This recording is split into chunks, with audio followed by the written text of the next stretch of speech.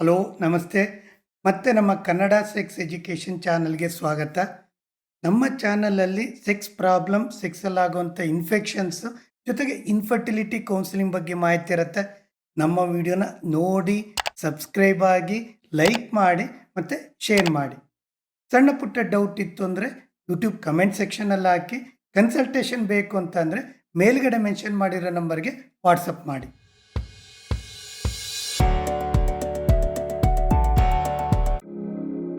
ನಿನ್ನೆ ಒಂದು ಕಪಲ್ ಬಂದಿದ್ದರು. ಮ್ಯಾರೇಜ್ ಆಗಿ ಒಂದು 10 ಮಂತ್ಸ್ ಆಗಿದೆ. ಒಂದು 2 ಮಂತ್ಸಿಂದ ಒಂದು ಕನ್ಸೀವ್ ಆಗಲಿ ಅಂದರೆ ಪ್ರೆಗ್ನೆಂಟಿಗೆ ಅಂತೇಳಿ ಟ್ರೈ ಮಾಡ್ತಾ ಇದ್ದಾರೆ. ಅವರಿಬ್ಬರಲ್ಲೂ ಒಂದೇ ಡೌಟ್ ಇರೋದು, ಯಾವ ಪೊಸಿಷನಲ್ಲಿ ಸೆಕ್ಸ್ ಮಾಡಿದರೆ ಕನ್ಸೀವ್ ಅಥವಾ ಪ್ರೆಗ್ನೆನ್ಸಿ ಆಗ್ತಾರೆ ಅಂತೇಳಿ. ಸೊ ಅವ್ರನ್ನೊಂದು ಸೆಕ್ಷುಯಾಲಿಟಿ ಎಜುಕೇಷನ್ ಕೊಟ್ಟು ಕಪಲ್ ಸೆಕ್ಸ್ ಥೆರಪಿ ಮಾಡಿ ಕಳಿಸ್ತೆ. ಯೂಶ್ವಲಿ ತುಂಬ ಕಪಲಲ್ಲಿ ಆ ಡೌಟ್ ಇರುತ್ತೆ, ಯಾವ ಪೊಸಿಷನಲ್ಲಿ ಸೆಕ್ಷುವಲ್ ಇಂಟರ್ಕೋರ್ಸ್ ಮಾಡಿದರೆ ಮಗು ಆಗುತ್ತೆ ಅಂತೇಳಿ. ಇಲ್ಲಿ ಮೇನ್ ಫ್ಯಾಕ್ಟ್ರ್ ಬೇಕಾಗಿರೋದು ಸ್ಪರ್ಮ್ ಜಾಸ್ತಿ ವೆಜೇನ ಅಥವಾ ಯುಟ್ರಸ್ ಒಳಗಡೆ ಎಂಟ್ರಿ ಆಗಬೇಕು, ಮತ್ತು ಸ್ಪರ್ಮ್ ಫಾಸ್ಟಾಗಿ ಸ್ವಿಮ್ ಮಾಡಬೇಕು, ಗ್ರಾವಿಟೇಷನ್ ಜಾಸ್ತಿ ಹೆಲ್ಪ್ ಮಾಡಬೇಕು. ಈ ಫ್ಯಾಕ್ಟ್ರಿಂದ ಕೆಲವೊಂದು ಡಾಕ್ಯುಮೆಂಟ್ಸು, ಕೆಲವೊಂದು ಸೈಂಟಿಫಿಕ್ ಪ್ರಕಾರ ಒಂದು 3 ಪೊಸಿಷನ್ಸು ಪ್ರೆಗ್ನೆನ್ಸಿಗೆ ಹೆಲ್ಪ್ ಮಾಡುತ್ತೆ ಅಂತ ಹೇಳಿದ್ದಾರೆ.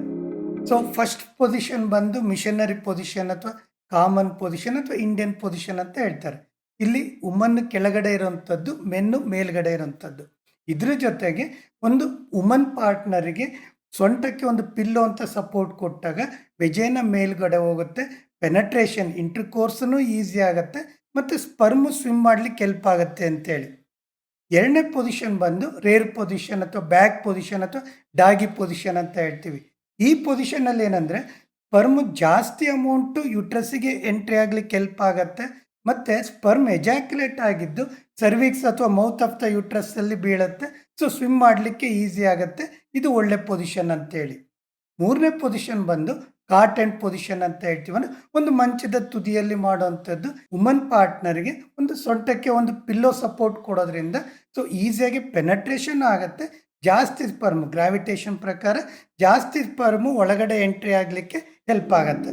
ಯೂಶ್ವಲಿ ಎಲ್ಲ ಪೊಸಿಷನಲ್ಲೂ ಸ್ಪರ್ಮು ಎಂಟ್ರಿ ಆಗಿ ಯುಟ್ರಸ್ ಒಳಗಡೆ ಹೋಗುತ್ತೆ. ಬಟ್ ಈ 3 ಪೊಸಿಷನ್ನಲ್ಲಿ ಚಾನ್ಸಸ್ ಜಾಸ್ತಿ ಇರುತ್ತೆ. ಬಟ್ ಎಲ್ಲದಕ್ಕಿಂತನೂ ಮೇನು ಈ 5 ಫ್ಯಾಕ್ಟರ್ಸು ತುಂಬಾ ಇಂಪಾರ್ಟೆಂಟ್. ಒಂದು, ಸೆಕ್ಸ್ ಅಂದರೆ ಅದು ಎಂಜಾಯ್ಮೆಂಟ್ ಇರಬೇಕು, ಇಬ್ಬರಲ್ಲೂ ಒಂದು ಸ್ಯಾಟಿಸ್ಫ್ಯಾಕ್ಷನ್ ಅಂತ ಇರಬೇಕು.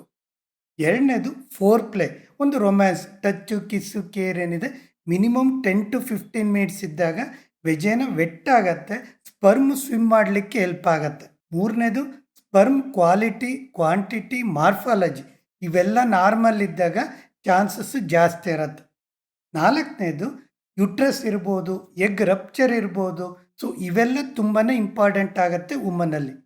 ಐದನೇದು ಮತ್ತು ವೆರಿ ಇಂಪಾರ್ಟೆಂಟ್ ಅಂದರೆ ರೆಗ್ಯುಲರ್ ಸೆಕ್ಷುವಲ್ ಆ್ಯಕ್ಟಿವಿಟಿ ಇರಬೇಕು. ಅಂದರೆ at least alternate days sexual activity ಇತ್ತು ಅಂದರೆ ಸೊ ಪ್ರೆಗ್ನೆನ್ಸಿ ಚಾನ್ಸಸ್ಸು ಜಾಸ್ತಿ ಇರುತ್ತೆ. ಸೊ ಫ್ರೆಂಡ್ಸ್, ಈ 3 ಪೊಸಿಷನ್ಸಲ್ಲಿ ಒಂದು ಗ್ರಾವಿಟೇಷನಲ್ಲಿ ಹೆಲ್ಪ್ ಆಗುತ್ತೆ ಅಂದರೆ ಸ್ಪರ್ಮ್ ಜಾಸ್ತಿ ಅಕ್ಯುಮುಲೇಷನ್ ಆಗುತ್ತೆ, ಜೊತೆಗೆ ಸ್ಪರ್ಮ್ ಮೂವ್ ಆಗಲಿಕ್ಕೆ ಅಂದರೆ ಸ್ವಿಮ್ ಮಾಡಲಿಕ್ಕೆ ಹೆಲ್ಪ್ ಆಗುತ್ತೆ. ಸೊ ಎಲ್ಲ ಪೊಸಿಷನಲ್ಲೂ ಈ 3 ಪೊಸಿಷನ್ನು ಪ್ರೆಗ್ನೆನ್ಸಿ ಆಗೋ ಚಾನ್ಸಸ್ ಇರುತ್ತೆ. ಆದರೆ ಸೆಕ್ಷುವಲ್ ಆ್ಯಕ್ಟಿವಿಟಿ ರೆಗ್ಯುಲರ್ ಇರಬೇಕು, ಸ್ಪರ್ಮ್ ಮತ್ತು ಎಗ್ ಹೆಲ್ತ್ ಚೆನ್ನಾಗಿರಬೇಕು.